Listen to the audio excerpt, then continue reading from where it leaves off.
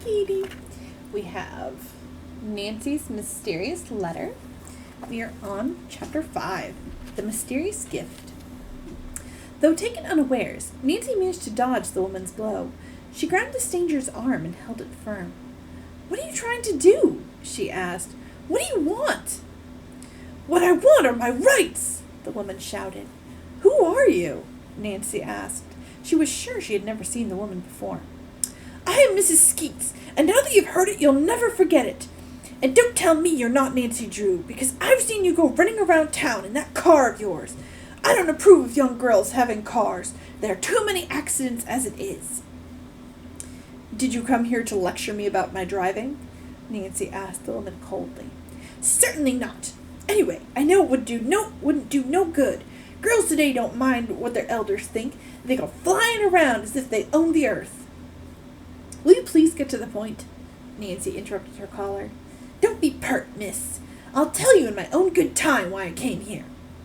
Nancy gritted her teeth. Was this woman unbalanced?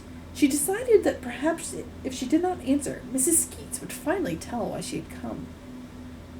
"Well, what have you got to say about what you did?" the woman demanded. Nancy heaved a sigh. "Mrs. Skeets, will you please tell me why you came here? I'm not aware that I've ever met you or done anything to you."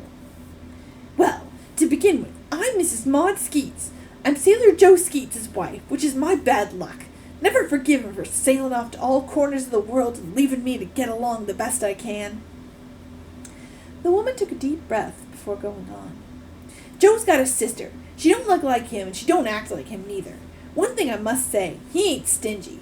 But that sister of his, all the money in the world, and her not turning a finger, but the money just pouring in because her husband invented some sort of stuff that takes stains out of cloth. Well, she condescends to send me $10 a week, if you please.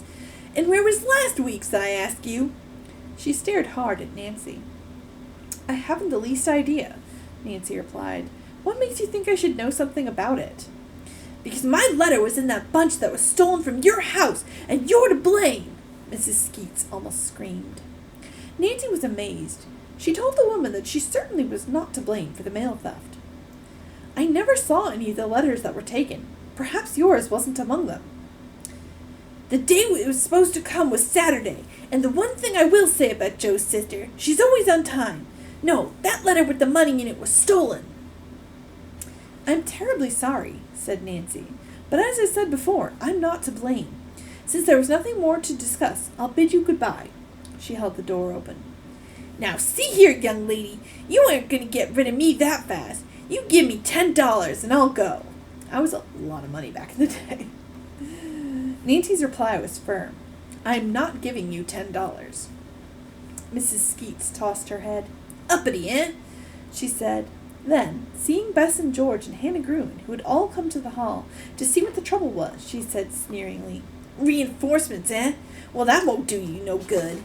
You're just like all the other Nancy Drews." "What do you mean?" Nancy demanded. "Have you known many?" "Have I known many of them? Thank goodness, no," Mrs. Skeets said, flinging her hands into the air.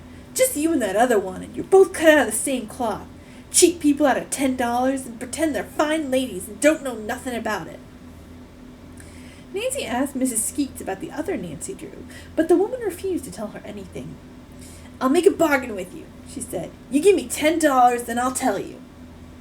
Nancy was wary this might be a ruse of some kind, and decided to try a few tactics of her own. "If I change my mind, I'll come see you tomorrow," she told Mrs. Skeets. "Suits me," the woman grinned. "I'll bet you'll be around to see me. My house is 22 Cottage Street.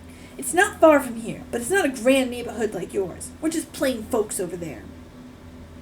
With this cutting remark, she turned and went outside.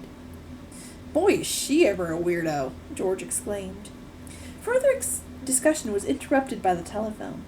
Hannah Gruen picked it up, and in a moment said, "It's your father, Nancy, and he says it's important." "I finally got an overseas call through to Mr. Bates-Jones," Mr. Drew said. "Nancy, the inheritance is sizable. He wants you to solve the mystery of the missing Nancy Drew." The girl chuckled. "Wonderful! Nothing I'd like better. And, Dad, I have a clue." "What is it?" She She related the visit of the strange Mrs. Skeets, including the bargain to exchange information for the $10. Do you think I should do it? Yes, I do. Then I'll go there tomorrow morning. The following day, while Nancy was tidying up her room before leaving the house, Mrs. Gruen came in, holding a long evening dress over one arm. You haven't forgot what you're going to wear this Saturday evening, have you? She teased. I'm afraid I had. The housekeeper reminded her that the dress had to be shortened. You'd break your neck in it at this length, she said. Please put it on now and let me pin up the hem. Then I'll sew it while you're gone. Nancy took off her skirt and sweater and slipped on the pale blue evening dress. Glancing at herself in the mirror, she realized something was missing. Nancy steadied herself as Hannah pinned up the skirt and kept telling her to turn a little at a time. Suddenly, Nancy realized what the costume needed, the lovely pearl necklace Mr. Drew had given her on her last birthday. The clasp is loose, she thought. Before I go to Mrs. Skeets' house, I'll run down to the jeweler's with the necklace and have it fixed. As soon as the housekeeper had finished pinning the hem, Nancy took off the dress. She put on her sports clothes once more, took the necklace from a drawer, and grabbed a coat. Wish me luck, she said, kissing Mrs. Gruen goodbye. I hope to bring home lots of news. She drove directly to the center of town and parked. Mr. Whittier's jewelry shop was a block away. Nancy hurried down the street and entered the store.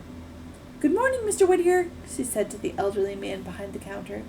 I think the clasp on my pearl necklace needs tightening. She took it from her purse. The jeweler looked at it closely. It certainly does, he said. Are you in a hurry for it? Nancy told him she planned to take the necklace with her on Friday. I'm going to Emerson for the weekend. Then I'll fix this right away. As Mr. Whittier went to a room at the rear of the shop, he called out, You caught me at a good time. I'm not particularly busy now. Make yourself comfortable.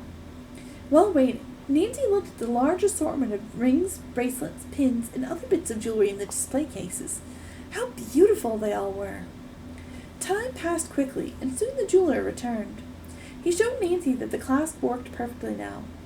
As he was wrapping it for her, Mr. Whittier said, How did you like your beautiful new pin? Pin? Nancy repeated. What pin? The one that man got for you yesterday. He said he was going to give it to you right away. Nancy was puzzled. What man was going to give her a pin? Wonder if it's the other Nancy. We'll have to find out.